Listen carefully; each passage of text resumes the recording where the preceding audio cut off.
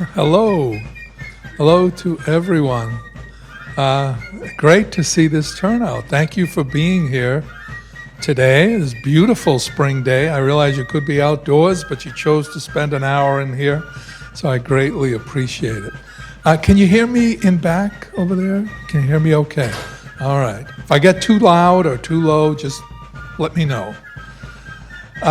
So today we are going to look at part one of a three-part series on the American Civil War, which has been called the Second American Revolution because it dramatically changed America.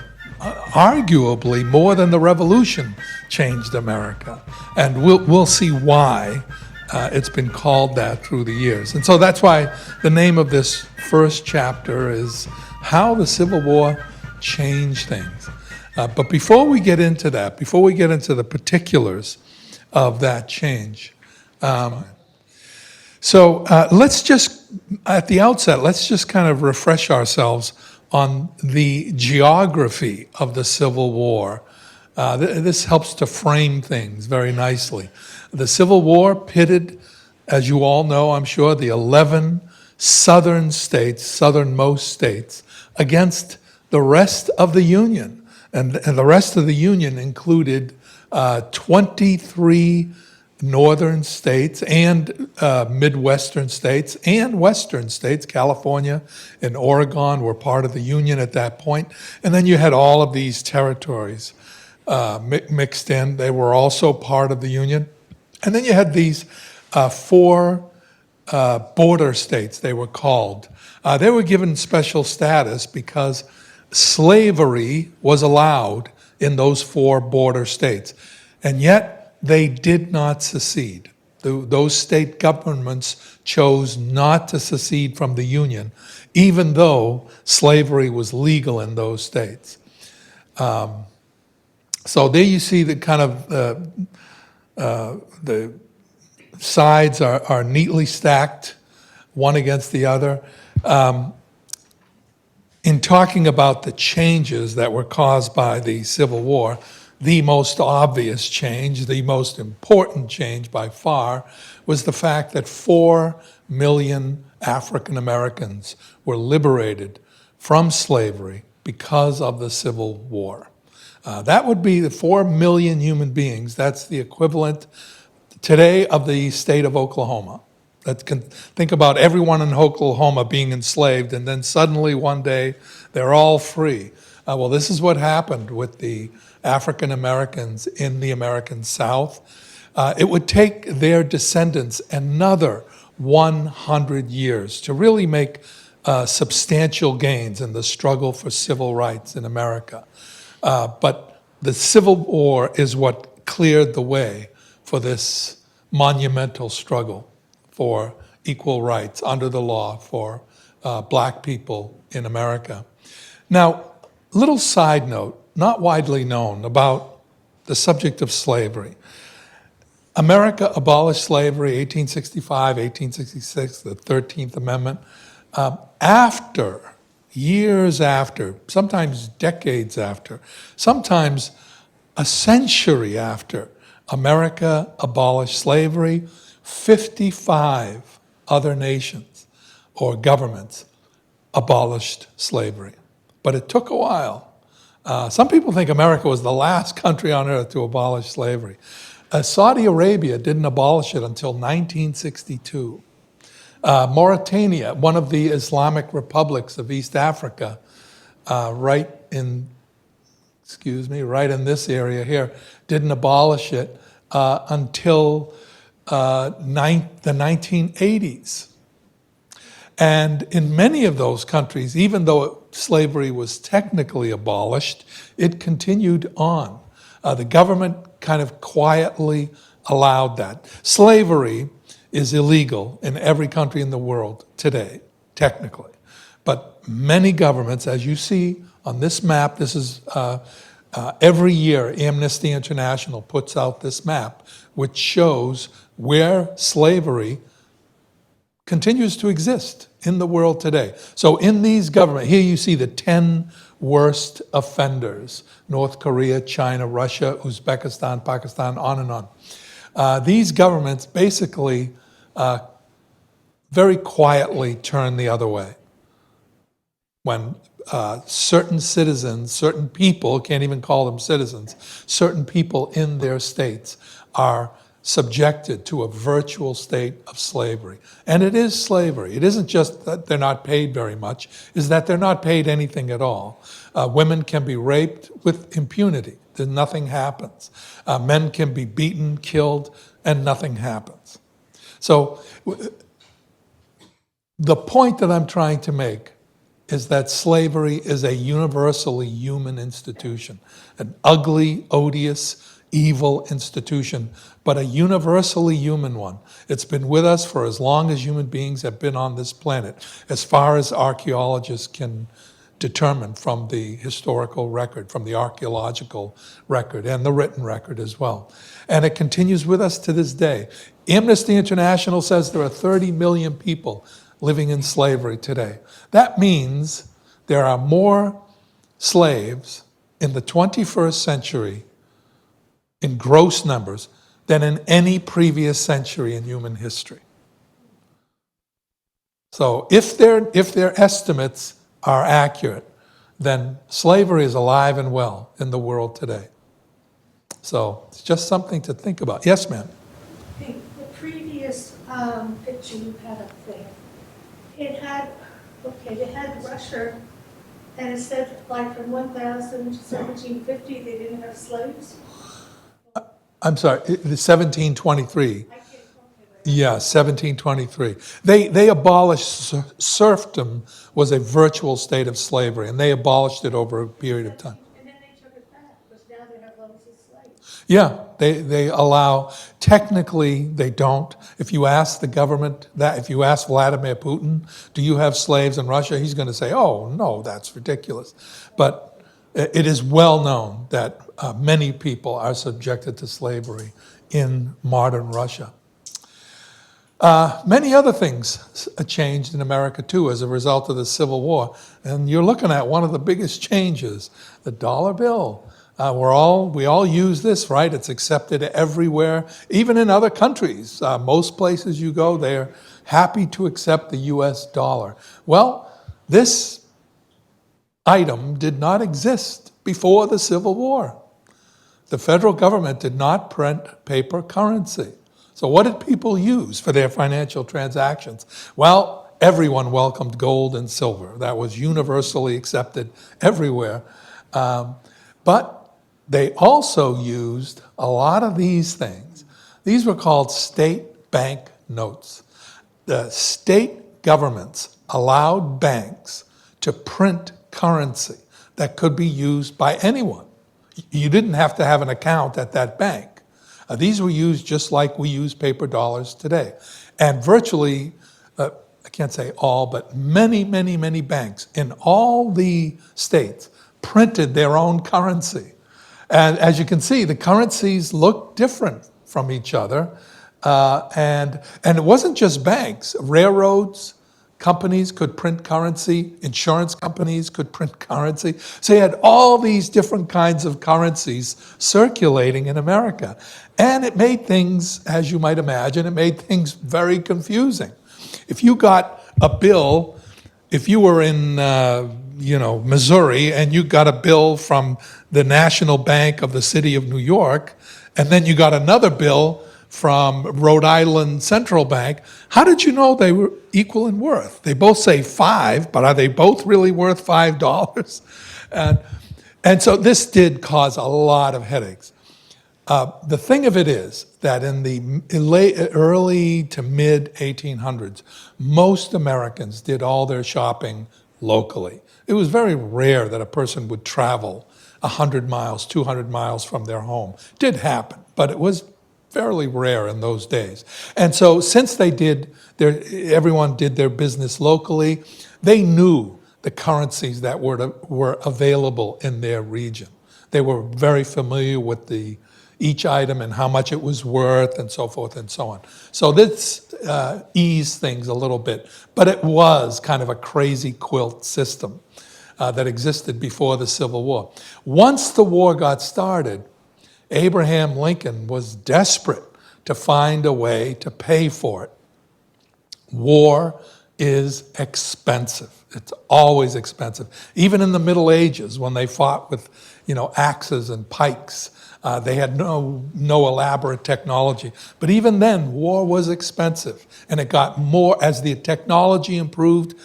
Wars became even more expensive. So Lincoln and his Treasury Secretary, Salmon P. Chase, that's the man you see sitting there, they were, scrounging around trying to find a way to finance this, what they knew was going to be a massive war. So Congress gave them permission to begin printing paper currency. And this is what they printed. These were called demand notes or legal tender notes. But most people called them greenbacks because they were, as you can see, they were printed with green ink. Now, in case you're wondering, that face you see on the $1 bill, that's the Treasury Secretary, Salmon P. Chase. He put his own face on the $1 bill. He had no problem with self-esteem. His ego was in good working order. He was very proud of himself. So the U.S. government printed millions and millions and millions of dollars in these greenbacks. And there was a huge concern that this was going to skyrocket inflation, that this was really going to make inflation a terrible concern in the North. But it didn't. And we'll get to the reasons why in just a moment. Those greenbacks, over a period of decades, gradually evolved. And they faded out all the state notes that weren't in use. It took a while. State notes were still being used in the 1920s. Some banks were still printing their own currency. But eventually, the dollar, the US currency that we know today, eventually came into full use across the country. By the 1910s, 1920s, the completion was complete, and America had reverted to this currency. But back to inflation. Why? A lot of cartoons like this appeared in the press because many financiers, many bankers said, you start printing money willy-nilly, inflation is just going to blow the roof off our national home. That did not happen. Why not? With all this paper currency, why wasn't inflation uncontrollable? Well, there are four basic reasons, and we'll go over each one of them very, very briefly. One was the Northern economy. America was undergoing its second industrial revolution. Businesses were being created everywhere. There was a job for everyone who wanted a job. And so this really, the Northern economy was clicking on all cylinders, unlike the Southern economy. The Northern economy was free labor-based, free enterprise economy. In the South, it was a slavery-based economy. And a slavery-based economy is very bad for the nation, very bad for the larger region. It's good for the slave owners. They make a lot of money. But for the nation, for the South as a region, it retarded economic growth in that region. But not so in the North, because the North was based on a free labor system. And that works much better in the long run for the nation at large. The second reason was the US government offered US bonds. These bonds were a great deal. If you bought a bond, you would get a very good rate of return on the interest in a very short period of time. And the government honored all of these bonds. It wasn't just wealthy people who bought them. Working class people, middle class people, all kinds of people saw the value of those bonds. and they bought them up like hotcakes. This really helped to defray the costs of the war. And then there were taxes. The U.S. government levied taxes on all luxury items in the North and in the West. And since luxury items were more likely to be purchased by wealthier people, this tax fell largely on the shoulders of the wealthy. And they didn't complain. They didn't complain even when the U.S. government imposed an income tax. First time in U.S. history, 1862, the U.S. government decided to tax people's incomes. Once again, this tax was designed to fall more heavily on the wealthy rather than the working class. Some working class people did have to pay taxes, but they weren't nearly as burdensome as they were for the wealthier people. But once again, wealthy people in America, in the North, did not, I can't say they did not complain. There were some complaints, but not as much as you might think. They realized this was a necessary measure to win this war, and so they said, okay. The fourth, arguably the most important factor, was faith. People had faith in the government. They believed the government would back up every dollar. They believed the government would manage the economy intelligently with integrity and fairness. And by and large, their faith was vindicated. And that's why the North, the Lincoln administration, managed the economy extremely well through the Civil War. Inflation did go up. Inflation goes up in every single war, but it didn't go up nearly as much as financial experts thought it would. Now, I mentioned the income tax a moment ago. Lincoln promised it would be rescinded after the war, and it was. But then, 50 or so years later, 1913, it was brought back, and it's been with us ever since. One of the other things that's been with us ever since the Civil War is the Internal Revenue Service, probably the most beloved branch of the U.S. government. It was created in 1862 to manage all of this money that was being raised to pay for the war. And it too, like other things concerning the Civil War, this has been with us ever since. Now, we talked about how the Union dealt with the economy. How did the Confederacy do? Well, they didn't do so well.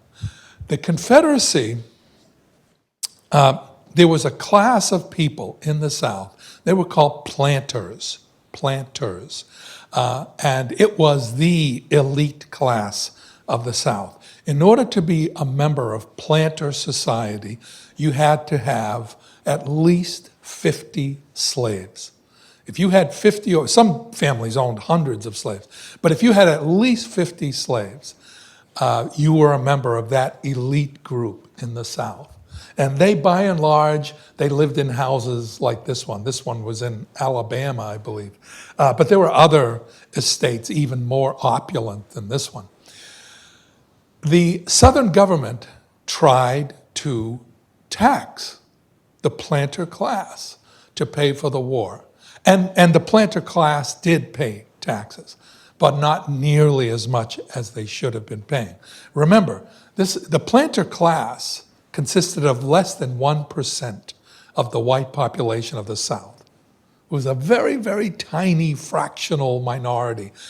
But this is the group that controlled the Southern governments. It controlled the state governments, and it controlled the Confederate government that was kind of calling the shots in the Civil War. And the Confederate government wanted to tax the planters. They said, we need the money to pay for this war. And the planters said, well, you don't need that much. We're not going to give you that much. We'll give you some, but they didn't want to pay the onerous rates that were being paid by the wealthy people of the North. So this is one of the big differences between the North and the South. The wealthy class in the South, the class that really, when you get right down to it, this is the group that caused the Civil War. They wanted secession because they wanted to protect slavery. Slavery was making them rich. Slavery was what made it possible for them to live in houses like this. And so they wanted to protect that at all costs. But when it came time to pay for the war, they didn't want to cough up the bucks. So this tells us a lot about the greed, the sheer selfishness of the upper class in Southern society. They weren't quite as noble as Gone with the Wind would have us believe. Not quite. I'm sure there were some who were noble, but most were not. So what did the Confederate government do? They began printing money. They do what all governments do when they're in a bind like this. They just began printing a lot of paper currency willy-nilly. And what did this do? It just jacked up inflation outrageously. The inflation rate in the South hit about 2,000% a year on most products. A year. Imagine inflation going up 2,000% every year. Just one example, a bag of salt in 1862 in most southern cities cost $2. 1 year later, exactly 12 months later, that same 1 pound bag of salt costs $60. The price multiplied 30 times in 1 year. This made the Southern economy a ruin. And this is one of the reasons why the South lost the war. Not the only reason, but it's a very important one. They just did not manage their economy very well at all. Another big change wrought by the Civil War had to do with the U.S. Army. Before the war, the U.S. Army numbered a grand total of 16,000 men. There are more people in the American National Guard, Massachusetts National Guard than there were in the entire U.S. Army in 1860. Lincoln realized this would not be enough to win this war. He needed a lot more men. Well, he put out a call for volunteers. Tens of thousands of Northern men signed up. They believed this was going to be a glorious war. It was going to be a short war. Well, by 1862, they realized this war was going to be neither short nor very glorious. It was going to be a grim, long-term battle. And so the number of men who were willing to volunteer very quickly dried up. So this created a huge problem for the federal government. They needed more men in uniform. So the states tried to solve the problem. Each state would draft men in their state, men basically from the ages of 20 up to about 40, 45. And they would draft them into state militia units, and then they would send those state units to Civil War battle zones to fight. So this caused some controversy at the time, but it did not generate enough manpower to fill the ranks of the Union Army. So in 1863, the federal government did something that it had never done before in U.S. history. It imposed the Conscription Act. It began drafting young men directly into the federal army. People, when they saw the terms of the draft, many Americans got very, very upset. And one of the main reasons why they got so angry is that if you could pay the government $300, that would be the equivalent of just over $5,000 in today's terms. But if you could give the money, that amount, the government, that amount in cash, they would let you off the hook. You did not have to, be inducted into this draft. You could get out of fighting in the Civil War. And so this infuriated many working class people who did not have $5,000 at hand to bail out their sons or their brothers or their fathers in some cases. And this caused violence in a number of American cities. The worst was New York City. The infamous draft riots occurred. For 3 days, there was an orgy of violence and mayhem throughout the city. 2 police officers were killed. 11 black people were killed. This was a riot of white working class people. And they blamed black people. They said, this war is being fought because of you, so we're going to blame you for the draft. And they, as I say, they killed nearly a dozen black people along with 2 police officers. New York City police could not handle it. The riot went on day after day. So they called in the U.S. Army. Thousands of soldiers came into New York City.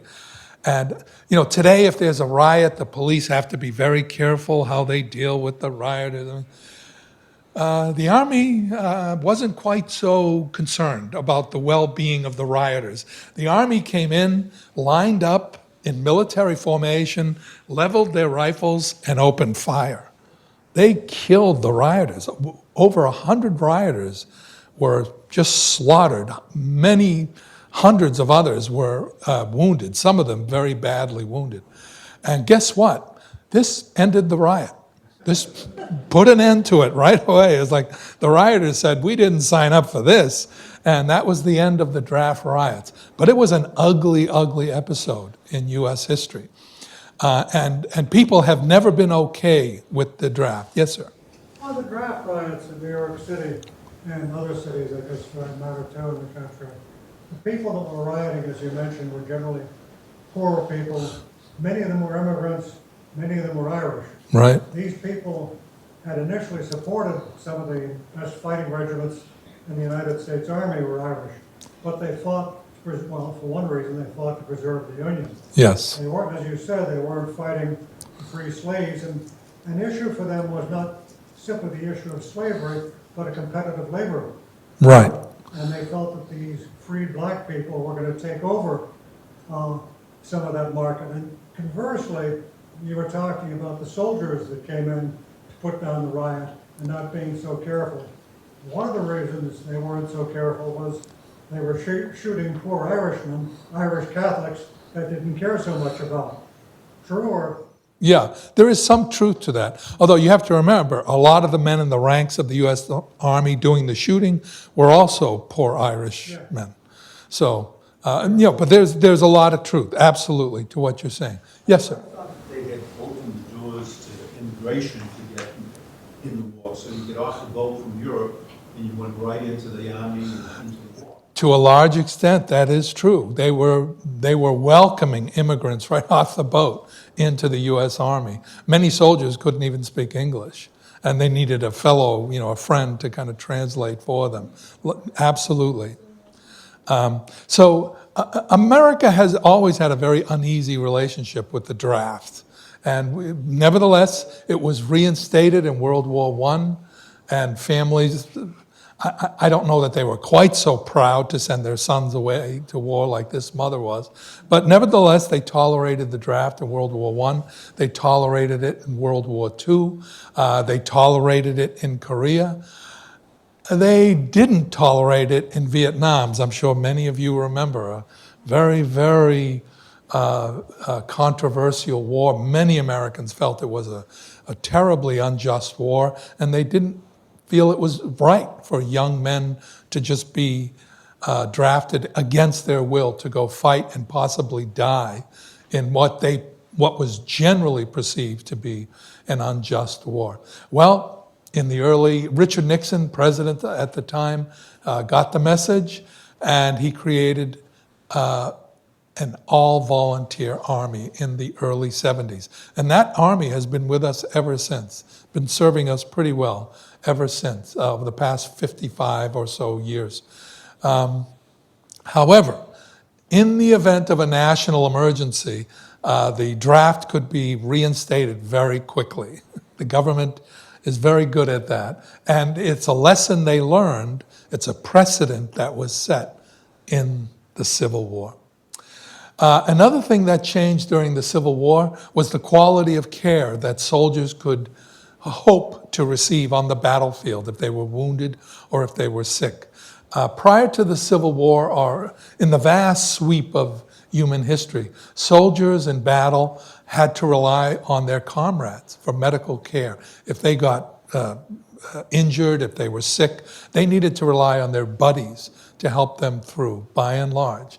That was the only care that was available. Then in the Crimean War in the mid-1850s in southern Russia, this woman, kind of like an angel, appeared on the battlefield, Florence Nightingale. She was an English social reformer. And she, along with other women in her group, went to the Crimea and tended to the wounded on the battlefield. This had never been done before, but she did it. She did it very effectively. She became well known in many places around the world. She went back to England and she made nursing an honorable profession in England, and from there it spread to other countries as well. This is one of the American women who was deeply inspired by Florence Nightingale's example. This, of course, is Clara Barton. She is from Oxford, Massachusetts. She's a Massachusetts gal, and she was horrified by the suffering of the Civil War.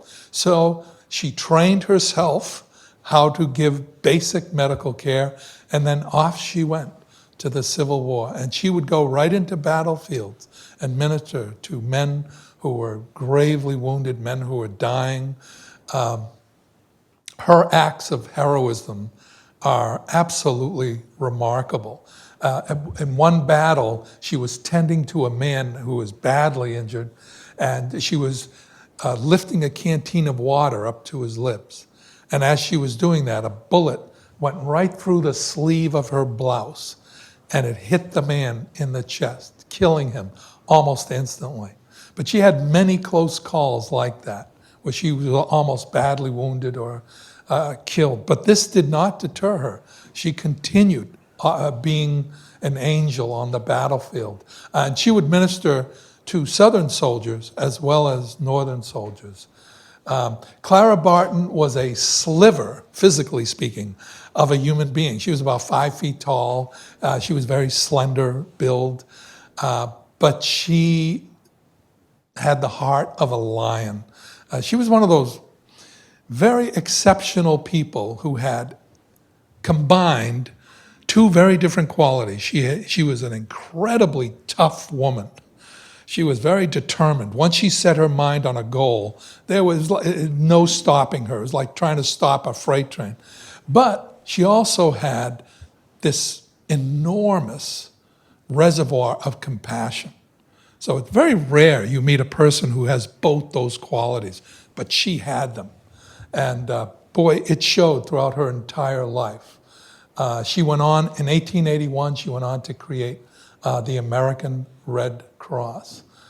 There were many other men and women who were inspired by Clara Barton's example, and they went to Civil War battlefields at their own expense. And they did this for virtually no pay, but they offered comfort, and they ministered to wounded and sick men. They relieved untold human misery on the battlefield. And this is one of the women who helped facilitate this development was Dr. Elizabeth Blackwell, the first American woman to graduate from an American medical school. Yes, ma'am. As far as I know, it was probably around 60 or so in that area. I would need to double check that just to be sure, but yeah, it could be. Could be. You may have something there. Yes, sir. Do you know where Dr. Blackwell went to medical school? You know, I don't. That's a very good question, and I'll have to find that out. I'm thinking probably not. I'm sure it wasn't. Oh, okay, okay. They didn't have their first woman until the 40s. Ah, okay. What was the question? Where did Dr. Blackwell go to college? And it was determined that it was not Harvard. It was some other university. But she did graduated. She did graduate. She did very well. And what she did in response to the suffering that she saw on Civil War battlefields, she created a kind of a crash course in how to be a good nurse, how to minister to basic wounds, injuries, sicknesses. And many, many women and some men were trained in her program, and then they were sent out to help ease human suffering on Civil War battlefields. This is the beginning of the nursing profession in America.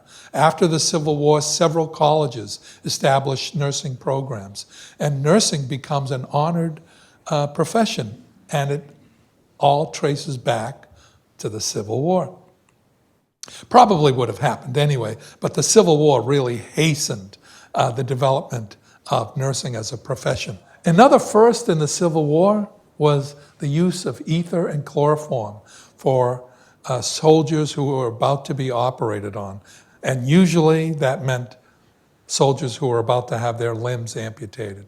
There were a lot of amputations that occurred in the Civil War. And many of those unfortunate victims did not have the luxury of ether or chloroform to dull the pain. Many amputations occurred with nothing at all, not even like a shot of Jack Daniels or something.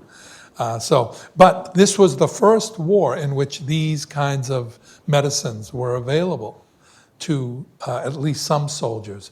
This is another woman. She also hails from Massachusetts, another Massachusetts gal, Mary Livermore. She, to a large extent, she ran the U.S. Sanitary Commission. And she would go to U.S. Army camps, and she would urge Army officials to improve the sanitary condition in the camps. She made numerous recommendations and guidelines. Unfortunately, most Army officials weren't so keen on following her advice. And as a result, you can see that the overwhelming majority of deaths that occurred during the Civil War were caused by sickness and disease, not by battlefield wounds. You can see battlefield wounds is a relatively small proportion of the fatalities that occurred during the war. So if the Army had listened to Mary Livermore, chances are a lot more men would have survived their sicknesses. But the Army did learn its lesson eventually. Today, the U.S. Army provides a quality of care to its soldiers that is second to none among the militaries of the world. Sadly, as the methods for treating injuries and wounds improved, the methods for inflicting injuries improved during the Civil War. In fact, you could make the case that no war in human history, with the exception of World War I, generated more changes in military technology than the Civil War. The deadliest item on the Civil War battlefield, you can see 5 of them right there. Those long wooden sticks there. The long-barreled firearm was the deadliest weapon on the Civil War battlefield. At the start of the war, almost all soldiers, not quite all, but the vast majority of soldiers were armed with smooth-bore muskets. These weapons were difficult to load.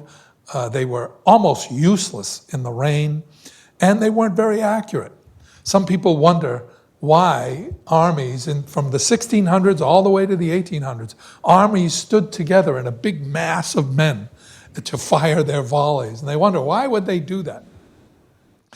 And the reason was that those muskets they were firing weren't so accurate. To hit something, you had to all stand together and all shoot in the same direction to have any hope of hitting anything that you were aiming at. And so that's not the only reason why they operated in mass groups like this, but it is one of the reasons. Then around 1863, this weapon became more widely available. There had been rifles before the Civil War. A rifle has literally a rifled barrel inside. If you could see inside the barrel of a rifle, you would see it's grooved. The metal is grooved. And so the bullet spins as it's coming out, and that creates a lot straighter shot and a more powerful shot. So by 1863, more and more of these weapons, breech-loading rifles, were available. They were expensive, so the South had some, but not as many as the North. And this is one of the reasons why in the Civil War, frontal assaults became extremely deadly. During the Napoleonic Wars, you could pull a couple of thousand men together and order them to charge a hill. And chances are they would make it. They would make it up the hill and they would defeat the defenders on the hill. By the Civil War, that became a fool's errand, to charge a fixed position over an open field, because these weapons had become so much more deadly. And so some frontal assaults did succeed during the Civil War, but many more failed tragically, leaving hundreds, if not thousands of men dead on the battlefield. The second deadliest weapon was the cannon. This weapon wreaked havoc on Civil War battlefields. It had, in addition to the deadly effect, it had a very intimidating effect on soldiers. If you saw the guy next to you get blown apart, literally, that would tend to kind of lessen your enthusiasm for fighting. One story involved this guy, General Richard Garnett. He was an officer in the Confederate Army, and he was leading one of the charges at Cemetery Ridge at Gettysburg. And he was out in front. He had his monogram sword with him. He was very proud of it. This was given to him as a gift when he graduated from West Point, and he had his initials on the hilt of the sword. Well, he was leading his men up Cemetery Ridge, and he was pointing his sword like this, and he was saying, "Onward, men." And suddenly, there was a flash of smoke, and he was gone. The men who survived said he was there 1 second, and then he was just not there. There was like nothing left of him. Well, years later, a Civil War veteran was probing through a pawn shop in Baltimore, and he finds Richard Garnett's monogram sword. He recognizes it. It has his initials on it. And so he bought the sword, and he presented it to Garnett's niece as a keepsake.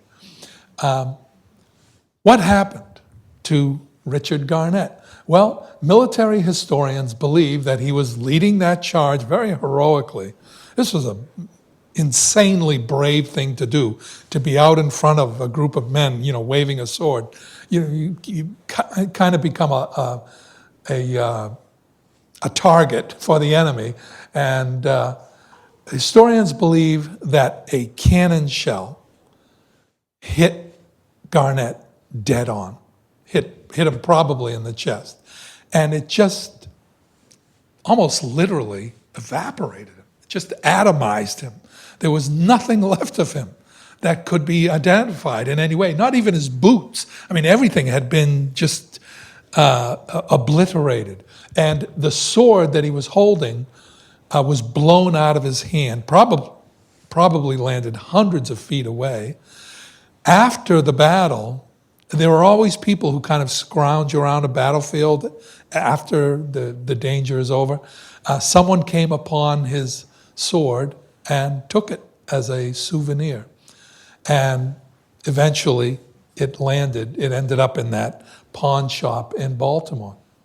Nearly 80,000 men were reported missing in action during the Civil War. In all likelihood, the vast majority of these men deserted. They just got sick of the war and they just said, I'm going somewhere else. And that was it. That was the last the Army heard of them. But a substantial percentage of these men probably met Richard Garnett's fate. They were probably on the battlefield fighting, and a cannonball or an artillery shell hit them dead on and just, obliterated them. And there was nothing left to identify. So these men were categorized as missing in action. During the war, one Northern officer suggested giving the soldiers a little metal pin that would have their name or their initials on it. But the U.S. Army did not act on that proposal. Until 1906, almost 50 years later, the Army began issuing dog tags to its soldiers. One weapon that would have caused tremendous suffering and casualties on the battlefield was created by a doctor, a man who was committed to healing and saving lives. Well, this man, Dr. Richard Gatling of Indiana, he invented the world's first functional machine gun, the Gatling gun. It was named after him. By the time it went into production, the Civil War had ended in 1865, spring of 1865, when this was in production. So this weapon was not used in the Civil War. Now, in some movies, I know they're set in the Civil War, and you see men on wagons using the Gatling gun. Never happened. It's a fiction. The Gatling gun was not used.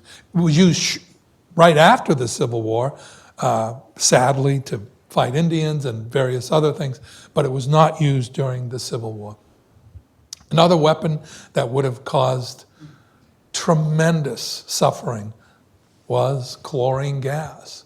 A Northern inventor sent a letter to Abraham Lincoln explaining that liquefied chlorine gas could be placed into artillery shells and that those shells could be fired into Southern military formations. And the inventor assured Lincoln that this poison gas would cause terrible misery among the Southern soldiers. Well, Lincoln thought about it, and then he took the letter and he put it in the trash. He never answered the inventor. Most historians believe that Lincoln realized this was one weapon too far, that this weapon was almost demonic, that the suffering and the misery it would cause was just beyond the pale. And he did not want to go that far, so he refused to use it. But 50 years later, the German army did use that very weapon. That was the first form of poison gas they used. They eventually experimented with others, but they used it against the French and the British in World War I. And it did indeed cause terrible misery among those soldiers. Then the French and British reciprocated and began using it against the Germans. This is one of the reasons why World War I was such just a nightmarish. All wars are horrible, but World War I was as nightmarish, or if not more, than any other war in human history.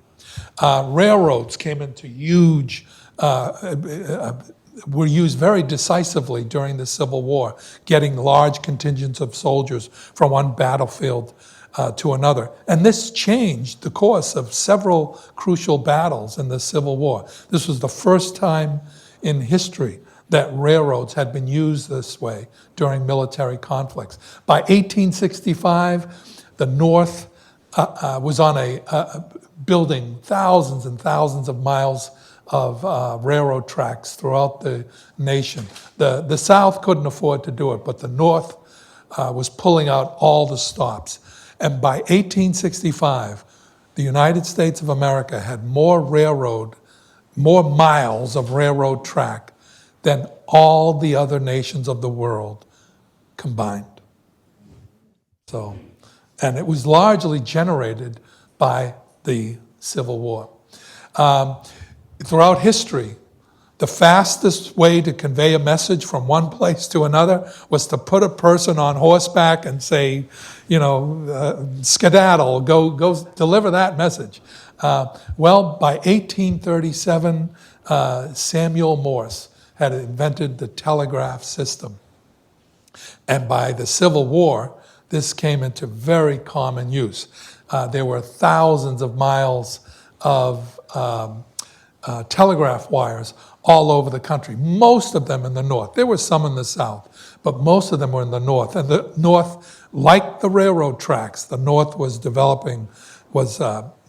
setting up more and more telegraph wire systems. Over 65, as you can see, by 1864, over 65,000 miles of telegraph all over the northeastern part of the United States. On an average day in 1864, during the Civil War, an average of 4,000 telegraph messages were sent to and from military commanders, back and forth, 4,000 messages. And this was a first in the history of warfare.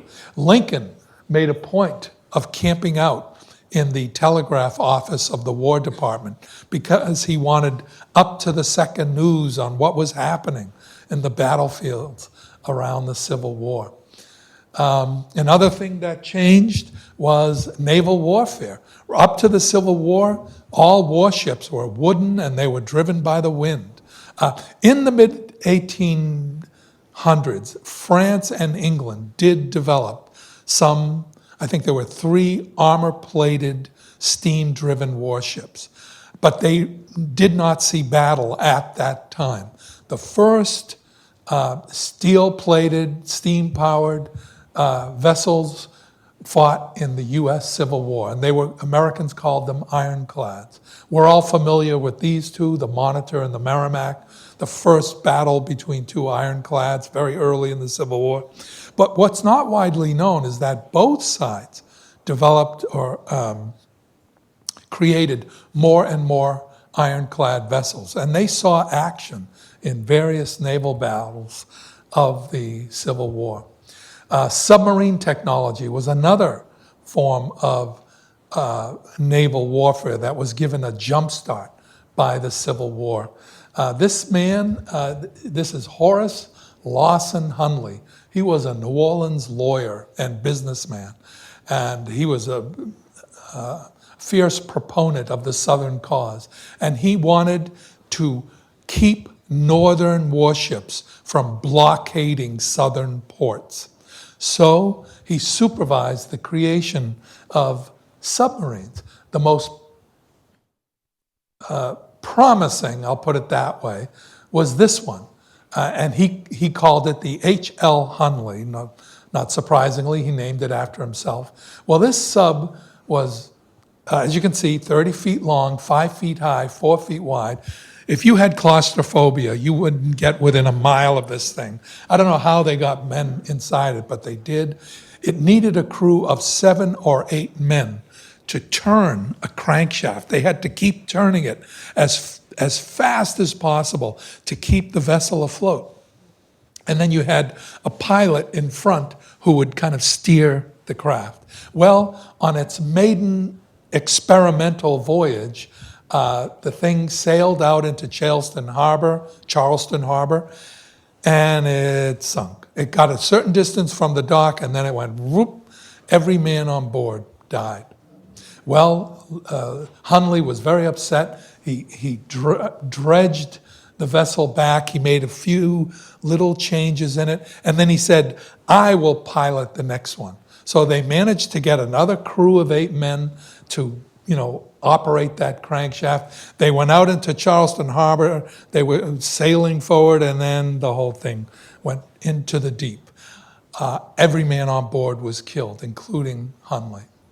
Well, undaunted, the Confederate Navy dredged up the loss. And then you get a sense of its size. Not very big. You look at a man and you look at that. It's a very small vessel. They dredged it up. They made a few more changes in it, and amazingly, they found 9 volunteers. I don't know where these guys came from. I'm thinking they emptied an asylum somewhere, but they found 9 guys to operate this thing. Well, they went out on the night of February 17th, 1864. They approached a U.S. warship. I believe it was the Housatonic, and they had a torpedo. They had a long pike sticking out from the front of the sub, and there was a torpedo at the end of it. And the idea was that you would puncture the hull of the enemy ship, it would explode, and then the sub was supposed to turn around and go back to its dock. That's the way it was supposed to work. Never quite worked that way. It almost worked on the night of February 17th. They did puncture the hull of the Housatonic. It did explode. The Union ship did sink. The Hunley turned gradually and was trying to make its way back to Charleston and just didn't get there. It ended up going down into Charleston Harbor, and there it remained for over a century. And then some divers found it at the bottom of the harbor. It was dredged up. The skeletal remains of the crew were still on the vessel, and the U.S. Navy gave them a burial with full military honors. Today, the submarine fleet, from that very humble beginning, we have the U.S. submarine fleet today, one of the largest, if not the largest submarine fleet in the world, and arguably the safest submarine fleet in the world, although you would never get me on a submarine. Before we quit for questions, just one last thing I want to mention. This medal was created for the Civil War. This is, of course, the Medal of Honor, the highest medal the U.S. government can bestow for bravery in combat. 2,625 Union soldiers and sailors were awarded with this medal. Many of them, sadly, posthumously, many of them gave their lives in the heroic action that earned them this medal. 26 of them were black soldiers or sailors who earned this medal. One of them was a woman, Dr. Mary Edwards Walker. She's the first surgeon to be employed by the U.S. Army.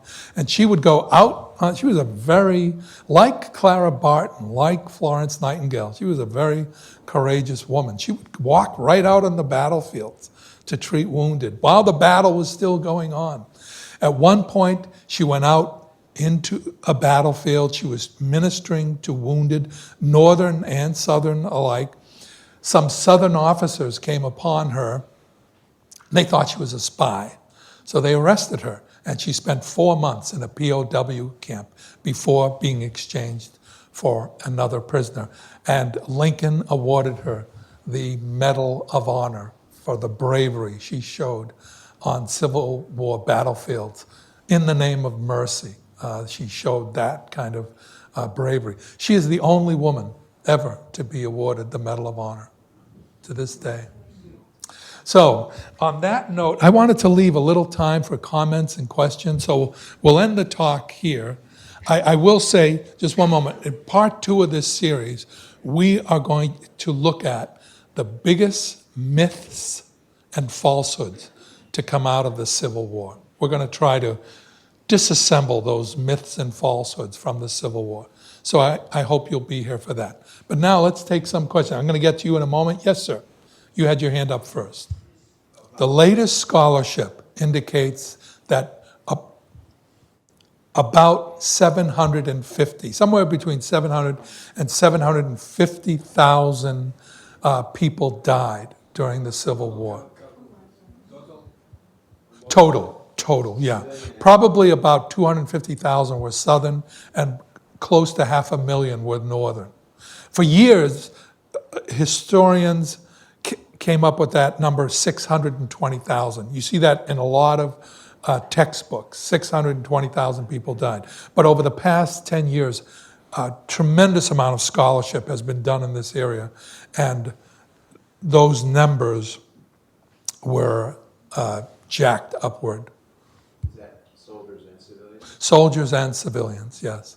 750,000 Americans died, putting an end to. Difference in numbers from north and south. About 500,000 in the north, about 200, because there were twice as many people in the north.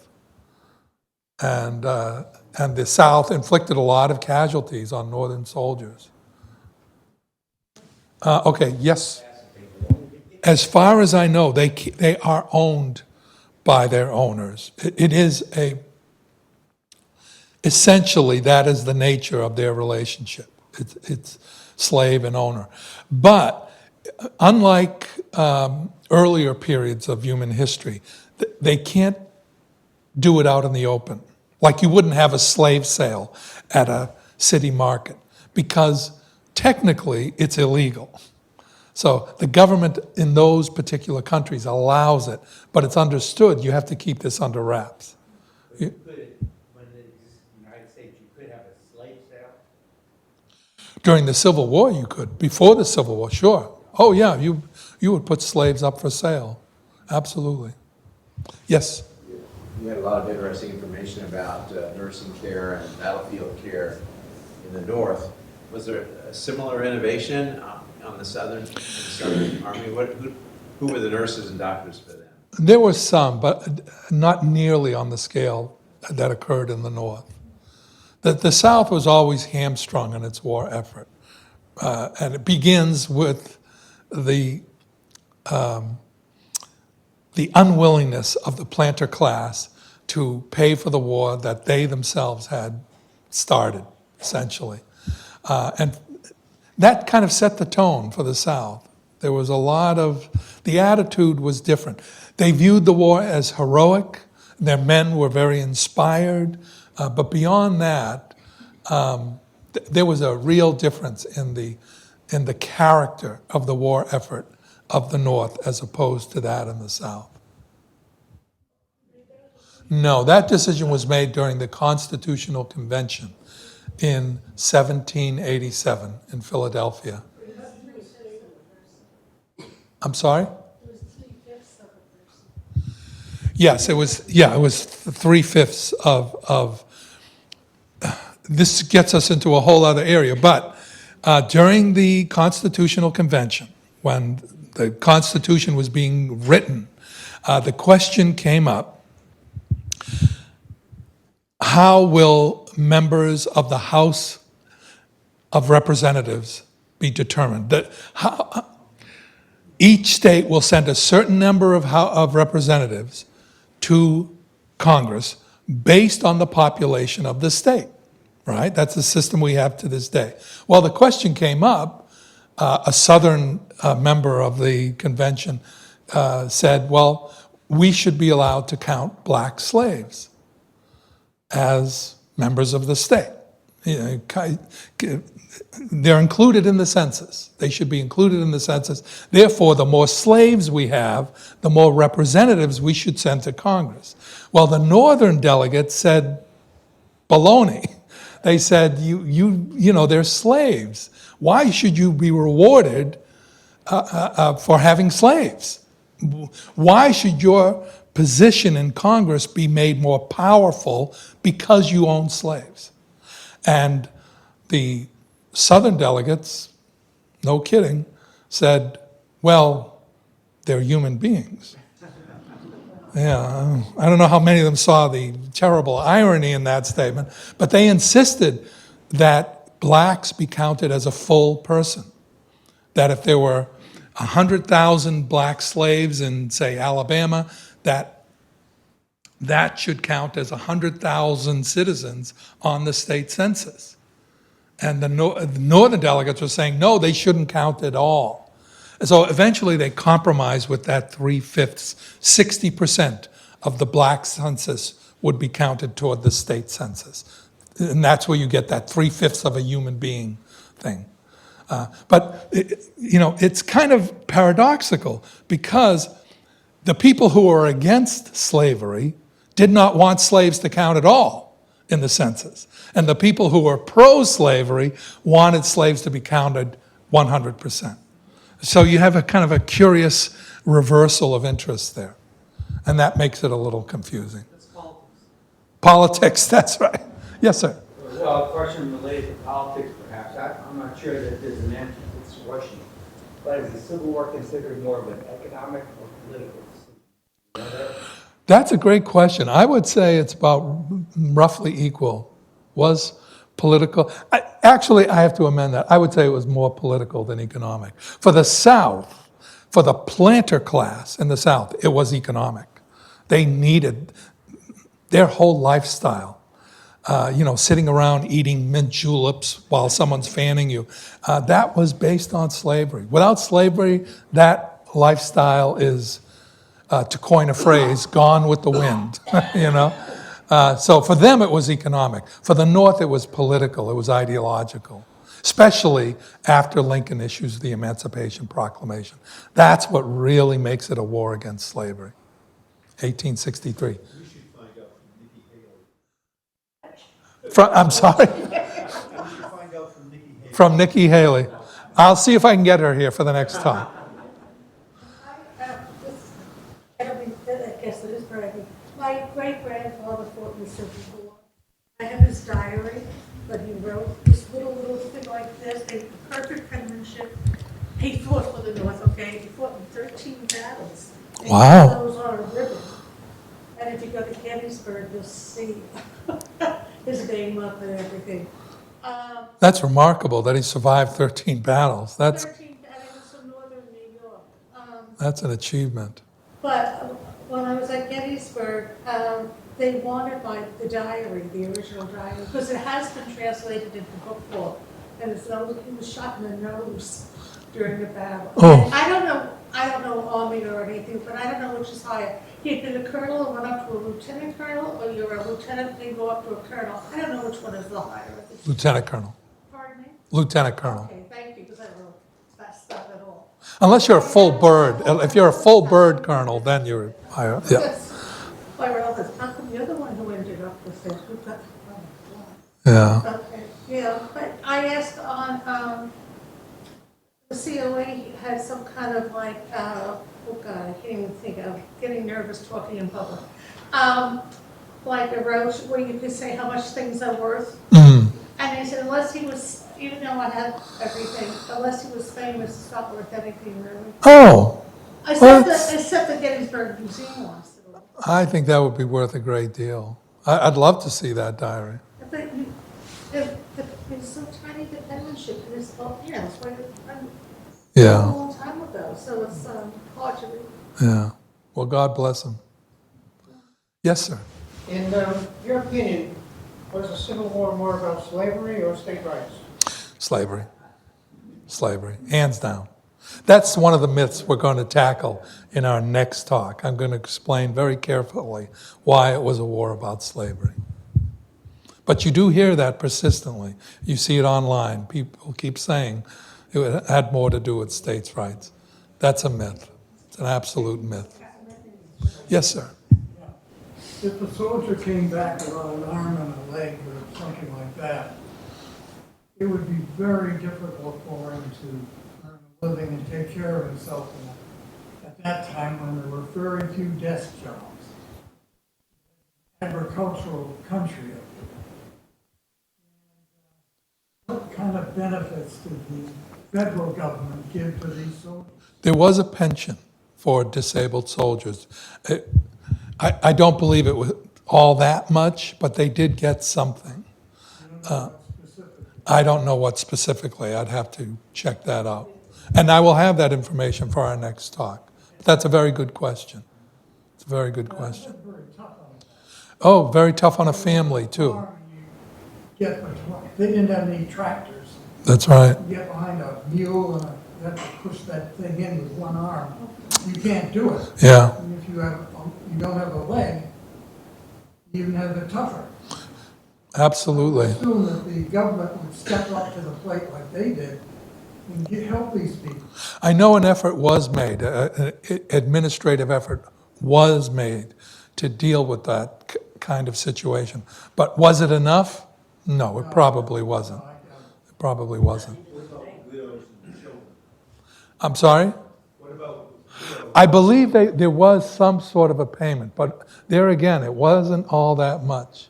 You needed people who were afflicted by losses in the Civil War, you needed to hope that you belonged to an extended family and a very loving family, because that was your salvation. Those are the people who would take you in and take care of you. And at that time in America, you pointed out, we were still very much an agricultural nation. There were still a lot of big extended families. And the idea was we take care of our own.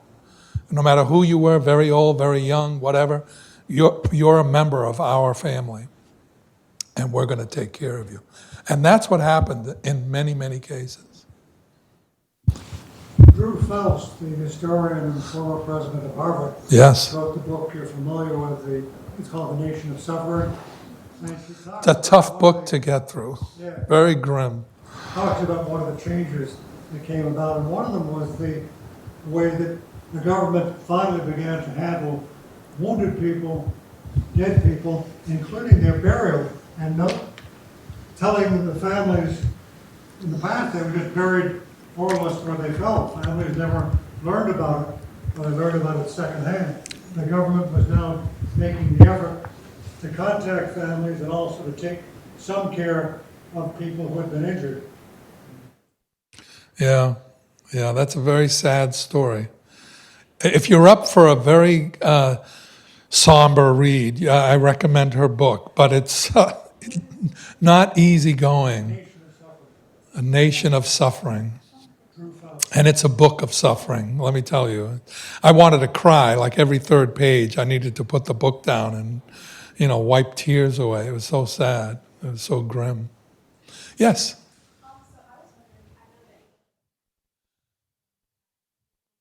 I'm sorry? Right. Would you like me to speak to that? Yeah, there was a change in Lincoln's attitude.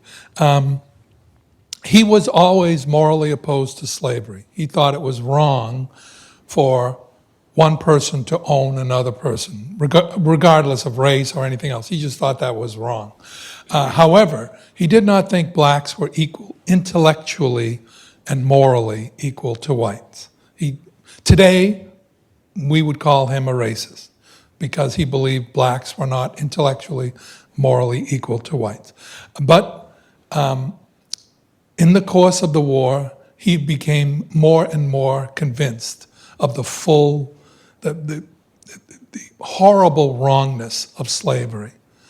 And by the time he issued the Emancipation Proclamation, he believed that was somewhat of a political move, but it also kind of reflected his belief that the war had become a sacred cause, a moral cause, to abolish this horrible evil in America. Some people think, you always hear this is one of the myths of the Civil War. The Emancipation Proclamation didn't liberate anyone. No slaves were liberated as a result of that. Well, that's not true. Did it liberate anyone instantly? No, it didn't. But what it did was it sent a message to the southern states that you can either liberate your slaves now, voluntarily, or they will be liberated by force. That's essentially the message of the Emancipation Proclamation. The understanding was, and the U.S. Army knew this perfectly well, wherever that flag goes, wherever the stars and stripes goes, any slave who can rally to that flag will be set free on the spot. That was the policy of the U.S. Army. Slaves understood that right away, and they would see the flag in the distance. They'd see it, half a mile away, and they would move toward the flag because they knew the flag meant freedom for them. That was the genius, one of the points of genius of the Emancipation Proclamation. Lincoln realized that it made the war a moral cause, and that it really highlighted the difference between the Union effort and what the Confederacy was fighting for. That it really did come down to freedom. And that's one of the reasons why it was such a powerful event in the Civil War, the issuing of the Emancipation Proclamation. What was the date on that? It became effective January 1st, 1863. That's the day it went into effect. It was issued after the Battle of Antietam, which was in late 1862. Why did it take 3 years for him to issue that? He had to persuade Congress to go along. You have to remember, politically, the chips were stacked against Lincoln. Many people did not want this to happen. Even Northern people were not crazy about it. So Lincoln, he had to move heaven and earth to get that 13th Amendment. Finally, it was finally adopted by Congress after he died. He's the one who put it into motion, and he was fighting for it. But the Civil War amendments, 13th, 14th, 15th Amendments, finally get passed after his death. And he became a martyr for that, for that cause, for that to happen. So the Civil War began because of states' rights, well, the separation. That was what the war started, that was what it ended as. Well, for the South, it started as states' rights. For the North didn't see it that way. They saw it as treason. Those men who signed up for battle in the North, they signed up to put down an act of treason against the United States of America. That was their cause.